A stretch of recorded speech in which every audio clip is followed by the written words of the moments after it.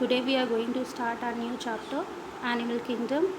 In this we are going to study about two topics, that is the basis of classification और classification of animals. मतलब कि जो हमने classification करना है उसका basis क्या है, मतलब कौन से characters हैं जिनके according हम animals का classification करेंगे, और दूसरा कि हम जब एनिमल्स को क्लासिफिकेशन कर देंगे तो कौन से ग्रुप में कौन से कैरेक्टर्स के एनिमल्स हमने रखे हुए हैं.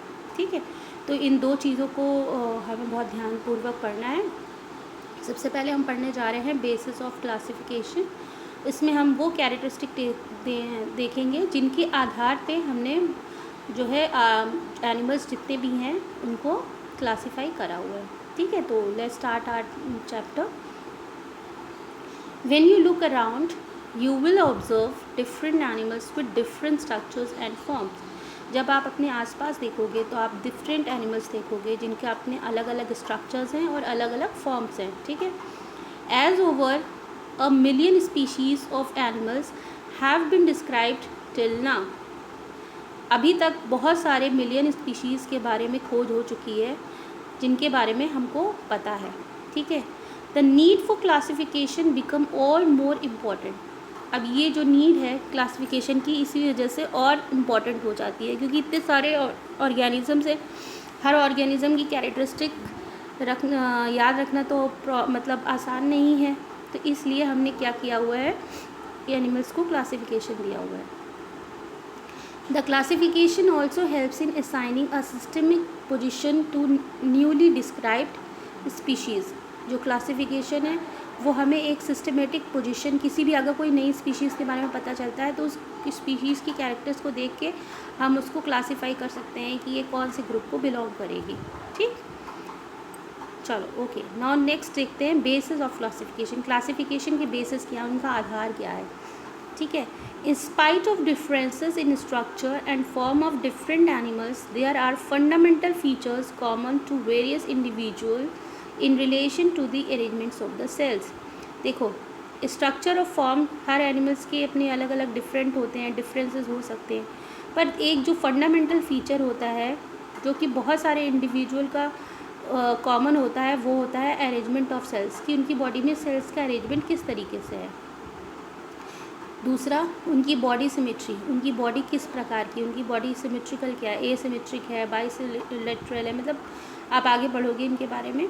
Nature of the Seelam, Seelam जो होता है जो लेयर्स होती हैं सेल्स के बीच में, उनमें कैविटीज़ प्रेजेंट हैं कि नहीं हैं. ये पैटर्न्स ऑफ डाइजेस्टिव, उनका डाइजेस्टिव सिस्टम किस तरीके से काम करता है, सर्कुलेटरी और रिप्रोडक्टिव सिस्टम किस तरीके से काम करते हैं. तो these features are used as the basis of animal classification and some of them are discussed here. तो यही कैरेक्टर्स के आधार पे हम किसी भी एनिमल्स का जो है क्लासिफिकेशन देते हैं. ठीक है, और अब हम स्ट्रक्चर्स को, उन बेसिस ऑफ क्लासिफिकेशन के स्ट्रक्चर्स को हम डिटेल में स्टडी करने जाते हैं. ठीक है, तो first is the level of organisation. Though all members of the Animalia are multi cellular, all of them do not exhibit the same pattern of organisation of the cells. जितने भी members हैं, जितने भी जो मेंबर्स होते हैं Animalia group के, वो ज़्यादातर वो क्या होते हैं, मल्टी सेलुलर होते हैं, यानी कि उनमें बहुत सारी सेल्स प्रेजेंट होती हैं.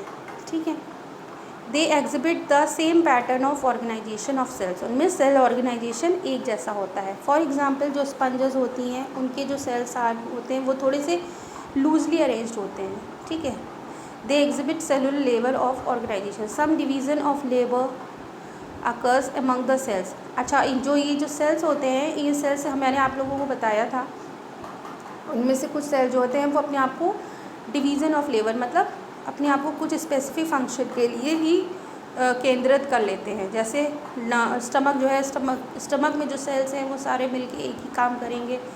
इसी तरीके से हार्ट के जो सेल्स होंगे वो एक ही तरीके से काम करेंगे. नर्वस सेल्स जो होंगे, नर्व सेल्स होंगे, वो एक तरीके से काम करेंगे. ठीक है, okay.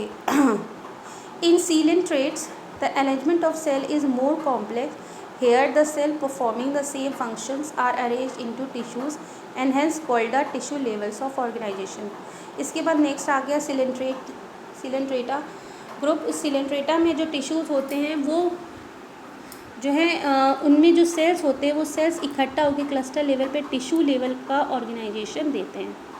A still higher level organisation is the organ level. देखिए ये आपने पढ़ा हुआ है, cells group, the cell is the structure and the fundamental unit of life, right. When cells are together, combined together, they forms the tissue. When the tissues are combined together for a specialized function, they form a organ. Similarly, all organs forms the organ system and organ system form an individual, right. तो यही चीज़ें आपको इसमें समझाई गई हैं. A still higher level of organization, that is the organ level, is exhibited by members of platyhelminthes and other higher phyla, where tissues are grouped together to form organs and each is specialized for a particular function. In animals such as annelids, arthropods, molluscs, echinodermatas and chordates, organs have associated to form functional systems. Such systems covered with a specific physiological function and this pattern is called the organ system. तो वही मैंने आपको बताया था, जो sales जो होते हैं जब स्पेशलाइज फंक्शन परफॉर्म करते हैं, जो टिश्यू बनाते हैं, टिश्यू जब स्पेशलाइज फंक्शन बनाते किसी स्पेसिफिक फंक्शंस को काम करते हैं तो वो ऑर्गन बनाते हैं. वही सेम चीज़ें बताई गई हैं, ठीक है. Organ system in different groups of animals exhibit various patterns of complexities.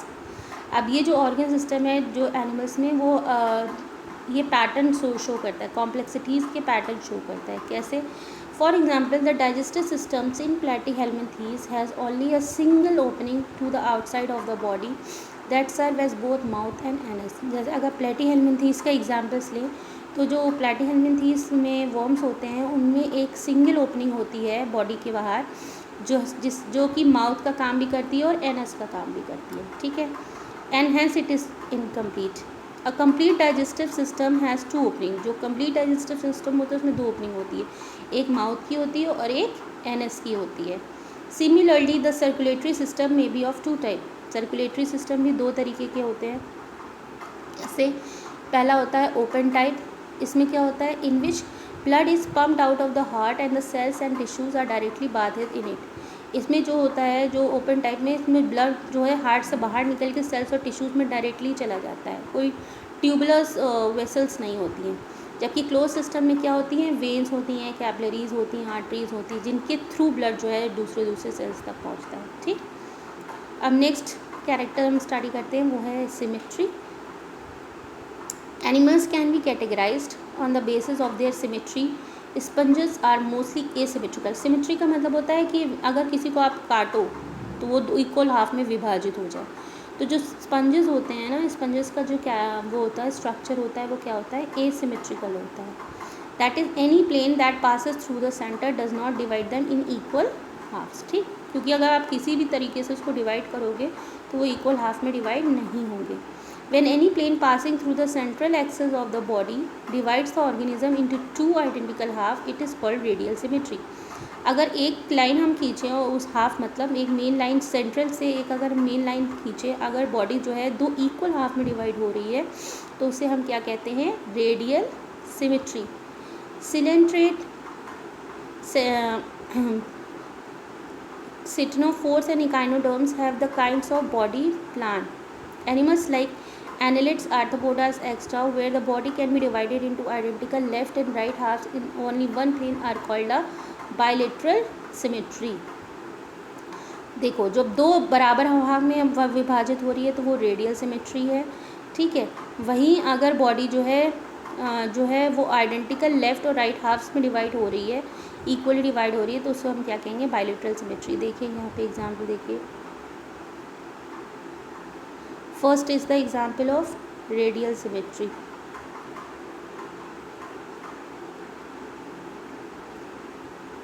ठीक है, बॉडी जो है इक्वल हाफ्स में डिवाइड हो रही है.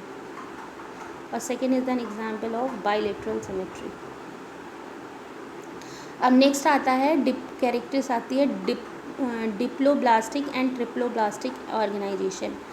Animals in which the cells are arranged in two embryonic layers an external ectoderm and internal endoderm are called the diploblastic. तो वो एनिमल जिनमें जो सेल्स जो है दो तरीके से अरेंज होते हैं, एक होता है बाहर का पार्ट उसको एक्टोडर्म कहते हैं, कि अंदर का पार्ट होता है उसको एंडोडर्म कहते हैं। एग्जाम्पल्स हैं coelenterates. An undifferentiated layer mesoglea is present in between the ectoderm and endoderm. जो सिलेंट्रेट होते हैं उनमें कोई या एक मीच की मिड लेयर प्रेजेंट होती है एक्टोडर्म और एंडोडर्म के बीच में।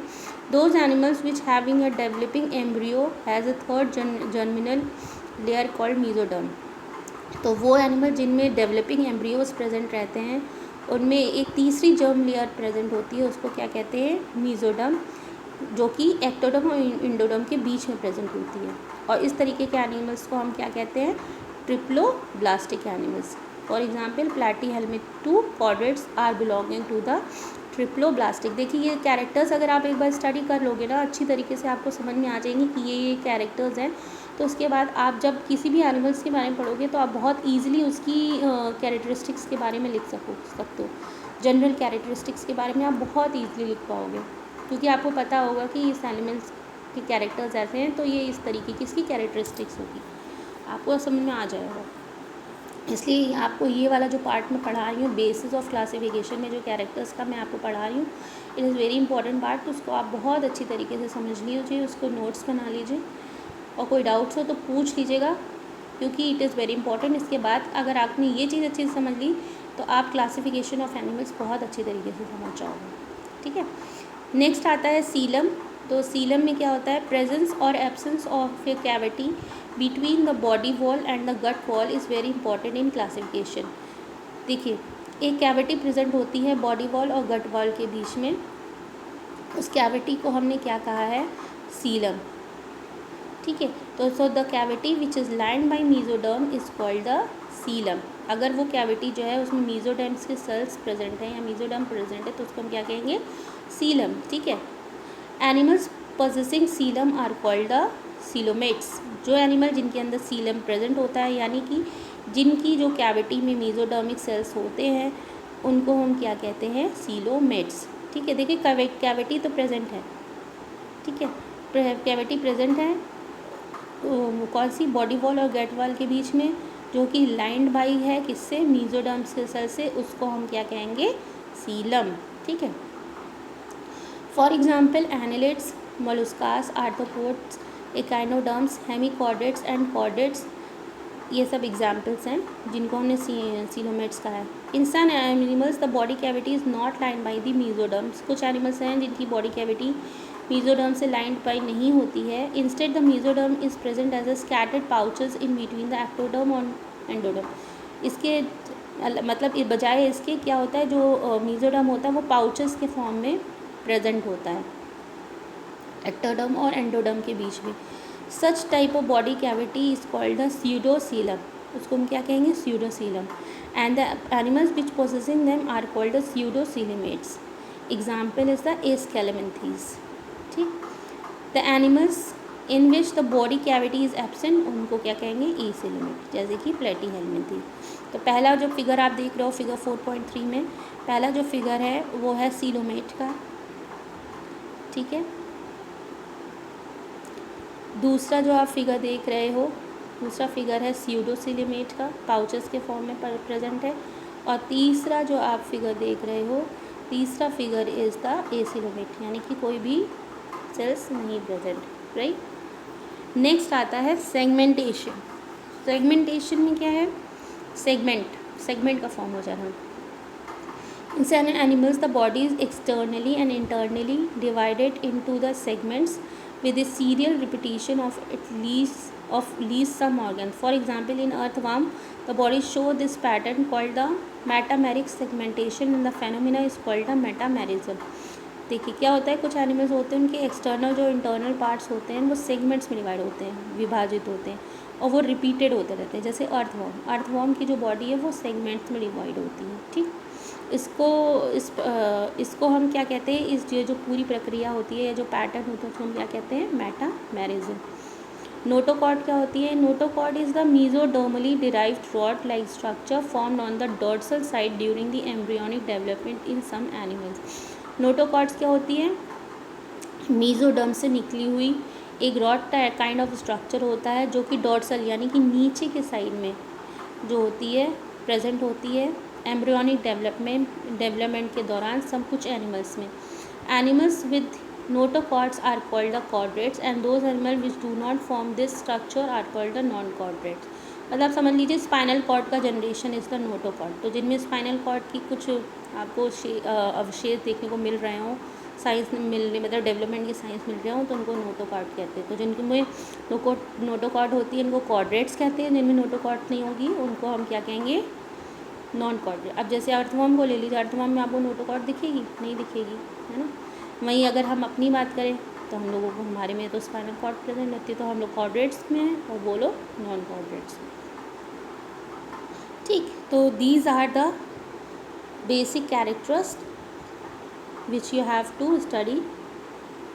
एक बार फिर से एक बार रिवीजन कर लेते हैं।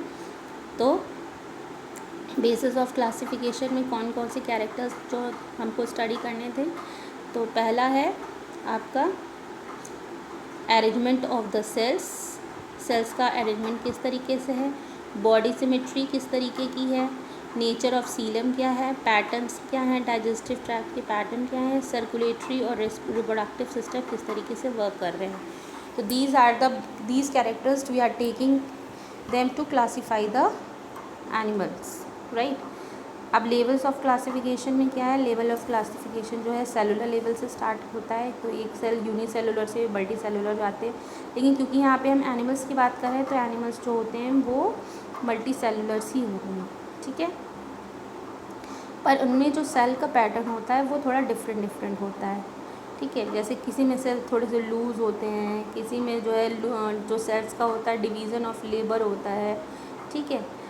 जैसे कि कुछ टिश्यू लेवल पे कुछ जो सेल्स होते हैं वो आपस में क्लस्टर करके टिश्यू फॉर्म करते हैं, टिश्यू लेवल पे काम करते हैं। कुछ जो सेल्स होते हैं जो टिश्यू फॉर्म करते हैं वो टिश्यूज़ आपस में क्लस्टर करके एक ऑर्गन्स बनाते हैं और ऑर्गन लेवल पे काम करते हैं, ठीक है। और ऑर्गन सारे ऑर्गन्स मिलके क्या बनाते हैं, ऑर्गन सिस्टम बनाते हैं, ठीक। तो अब नेक्स्ट इसमें है कैरेक्टरिस्टिक्स है डाइजेस्टिव वाली। तो डाइजेस्टिव सिस्टम इनमें दो तरीके के बताए गए हैं, एक ओपन टाइप और एक क्लोज टाइप। तो ओपन टाइप डाइजेस्टिव सिस्टम वो सिस्टम होता है आई एम वेरी सॉरी जो डाइजेस्टिव सिस्टम होता है, जो डाइजेस्टिव सिस्टम जो होते हैं उसमें दो तरीके की चीज़ें आप देखोगे, एक होता है सिंगल ओपनिंग और एक होता है डबल ओपनिंग। तो सिंगल ओपनिंग यानी कि एक ही ओपनिंग है बॉडी में, बॉडी के आउटर पार्ट में, और उसी में से वही ओपनिंग जो है माउथ का काम भी कर रही है और एनस का काम भी कर रही है। लेकिन जो डबल ओपनिंग होती है, डबल ओपनिंग यानी टू ओपनिंग्स होती हैं, टू ओपनिंग सिस्टम जो होते हैं वो जो है उनमें माउथ और एनस अलग अलग होता है, ठीक, टू ओपनिंग्स होती हैं। सिमिलरली जो सर्कुलेटरी सिस्टम होता है वो दो तरीके का होता है। तो दो तरीके में, पहला है ओपन टाइप और दूसरा है क्लोज टाइप। तो जो ओपन टाइप सिस्टम होता है इसमें ब्लड जो होता है वो हार्ट के द्वार से निकल के उस सेल्स पे डायरेक्टली पहुंच जाता है, इनमें कोई वेसल्स नहीं होती हैं। जबकि जो क्लोज सिस्टम होता है इसमें, क्लोज मतलब बंद है, क्लोज सिस्टम यानी कि ब्लड जो है पाइप्स के थ्रू हमारी हर सेल तक पहुंच रहा है। वो ये पाइप्स क्या है, हमारी आर्टरीज़ हैं, वेन्स हैं, कैपिलरीज़ हैं, ठीक। सिमेट्री जो होती है वो तीन तरीके की सिमेट्रीज़ हम देखने को मिलती है। पहला है एसिमेट्रिकल, जिनको आप किसी भी एक प्लेन से, central plane axis of plane से अगर आप काटोगे तो वो एसिमेट्रिकल साइजेस नहीं निकलेंगे। दूसरा होता है रेडियल, कि दो इक्वल और आइडेंटिकल हाफ, एक जैसे हाफ आपको देखने को मिलेंगे कहीं से भी आप काटेंगे। और जो एक होता है बायलेटरल, जो कि एक प्लेन से आप काटेंगे तो वो या तो वो आइडेंटिकल लेफ़्ट की तरह होगा या राइट हाफ, एक ही प्लेन पे दोनों एक तरीके के बायलेटरल सिमेट्री शो करेंगे। डिप्लोब्लास्टिक, ट्रिप्लोब्लास्टिक क्या होती है, तो जब दो लेयर्स प्रेजेंट होती हैं, जैसे जो एक्टोडर्म और एंडोडर्म, तो उस तरीके के ऑर्गेनिजम्स को हम डिप्लोप्लास्टिक कहते हैं। और जब तीन लेयर्स प्रेजेंट होती हैं जैसे कि एक्टोडर्म, मीजोडर्म एंड एंडोडर्म, उनको हम क्या कहते हैं, ट्रिप्लोप्लास्टिक एनिमल्स, ठीक। नेक्स्ट कैरेक्टर था सीलम। तो सीलम यानी कि प्रेजेंस और absence of cavity between the body wall and the gut wall, ठीक है। तो अगर जो गट वॉल और बॉडी वॉल के बीच की जो एक स्पेस होती है इसको हम क्या कहते हैं, सीलम कहते हैं। ये जो सीलम होती है वो मेसोडर्म के सेल्स से कवर्ड होती है। तो जो एनिमल्स इस तरीके की जिनमें सीलम्स होती हैं उनको हम क्या कहते हैं, सीलोमेट्स कहते हैं। ठीक, सीरोसीलिमेट्स क्या होते हैं, सीरोसीलिमेट्स में क्या होता है, जो सीलम होती है उसमें जो मेसोडर्म सेल्स होते हैं वो स्कैटर्ड होते हैं, छितरे हुए होते हैं और पाउचेस के फॉर्म में होते हैं। ठीक, तो उन इस तरीके के एनिमल जिनके अंदर इस तरीके की स्कैटर्ड सेल्स होते हैं उनको हम कहते हैं सीरोसीलिमेट्स। और जिनमें ये सब चीज़ें बिल्कुल ही नहीं होती हैं तो उनको हम क्या कहते हैं, एसीलोमेट्स। सेगमेंटेशन क्या है, सेगमेंटेशन मतलब कुछ एनिमल जो है एक बहुत रिपीटेड बॉडी पैटर्न शो करते हैं, उनको हम क्या कहते हैं, segmentation. The repeated body pattern shown by an animal is called the metamerism. नोटोकॉट क्या होता है, नोटोकॉट जो एक मेसोडर्म से डिराइव की हुई एक ब्रॉड लाइक स्ट्रक्चर होता है जो कि एम्ब्रियोनिक डेवलपमेंट के दौरान डॉर्सल साइड में डेवलप होता है कुछ एनिमल्स में। तो जिन एनिमल्स में नोटोकॉट प्रेजेंट होती है उन्हें हम कॉर्डेट्स कहते हैं, और जिन एनिमल्स में नोटोकॉट प्रेजेंट नहीं होती है उन्हें हम नॉन कॉर्डेट्स कहते हैं। ठीक, तो आई होप कि आपको ये सारे कैरेक्टर्स अच्छी तरीके से समझ में आए हैं। आज का आपका होमवर्क में आपके 3 इम्पॉर्टेंट क्वेश्चंस निकलते हैं। पहला है आपका how we are doing the classification. Second, what are the basis of classification. और थर्ड क्वेश्चन है डिस्कस या write a short note on the level of organisation, symmetry, diploblastic and diplo, या फिर आप एक तरीके से कह रहे हैं write a short note on the basis of the classification. या 2 क्वेश्चन बोले तो बेसिस, ये आपका लॉन्ग क्वेश्चन बन जाएगा। आपको जितने भी कैरेक्टर्स हैं सारे कैरेक्टर्स की आपको मेन डेफिनेशंस लिखनी है with examples. So this is the pattern which you have to follow for giving your answer. I hope you have understood. In my next video I will start with the classification of animals with this chart. तो आप जो है next topic जो है पढ़ के आइएगा, और साथ में जो मैंने पढ़ाया है उसके नोट्स बना लीजिए और रिवाइज़ करिए। ठीक है, तो बाय, टेक केयर।